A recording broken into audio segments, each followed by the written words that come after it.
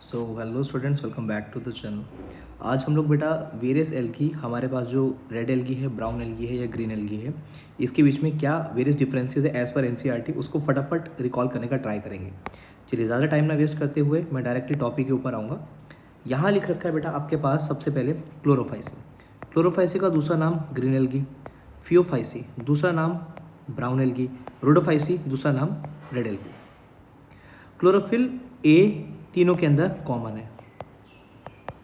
Green algae के अंदर chlorophyll A के साथ बी है, ब्राउन एल्गी के अंदर क्लोरोफिल ए के साथ सी है एंड रेड एल्गी के अंदर क्लोरोफिल ए के साथ डी है। पर जो ब्राउन एल्गी है इसके अंदर कुछ एक्स्ट्रा एक टाइप का पिगमेंट है फ्यूकोजेंथिन, इसको एक टाइप का ज़ैंथोफिल कहा जाता है। और जो फाइकोएरिथ्रिन है ये रेड एल्गी के अंदर एक कैरेक्टरिस्टिक फीचर है, ये रेड कलर प्रोवाइड कराता है रेड एल्गी को। किसके सपोर्ट में जाके? क्लोरोफिल डी के सपोर्ट में जाके। ठीक है।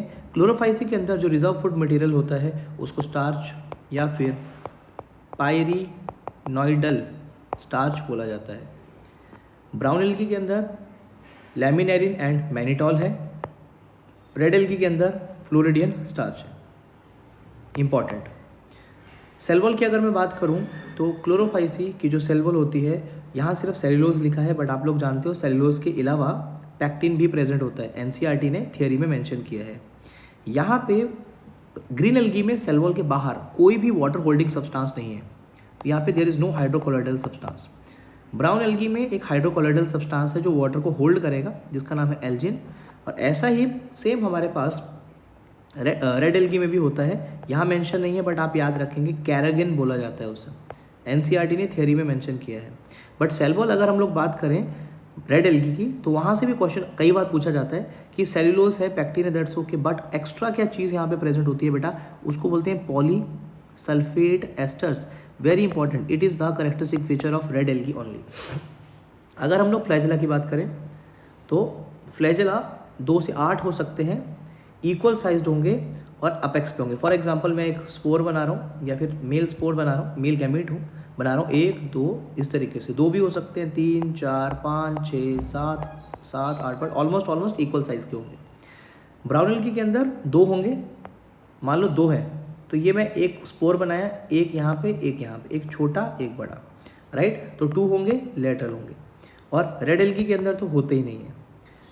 एक चीज़ याद रख लेना, green brown and red algae के अंदर कॉमन कैरेक्टरिस्टिक फीचर क्या है, एक ये तीनों की तीनों ब्रैकिश वाटर के अंदर अवेलेबल होते हैं।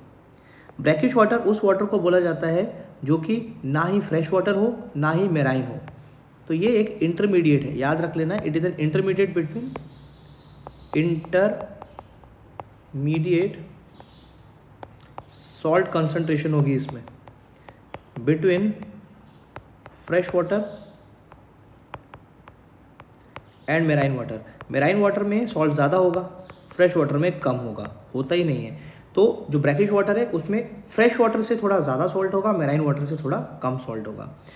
ग्रीन एल्गी की अगर हम लोग बात करें तो वैसे तो वो भी सॉल्टी एरिया में मिल जाती है, बट ज़्यादातर फ्रेश वाटर है। वैसे ही अगर मैं यहाँ पे बात करता हूँ अपने पास ब्राउन एल्गी की, ये भी फ्रेश वाटर हो सकती है लेकिन रेयर, तो मोस्टली कैसी होगी ये, सॉल्ट वाटर। रेड एल्गी की भी बात करूँ तो रेयर वर्ड यूज़ किया गया एक तरीके से, या सम, बट ज़्यादातर ये भी कैसी होगी, सॉल्ट वाटर। तो रेड एंड ब्राउन दोनों सॉल्ट वाटर में मिलती है और ग्रीन एल्गी जो है हमारे पास that is present in the fresh water. I hope so आप लोगों को जो एक छोटा सा मैंने टेबल समझाने की कोशिश की अच्छे से समझ आया होगा। Thank you so much and good day.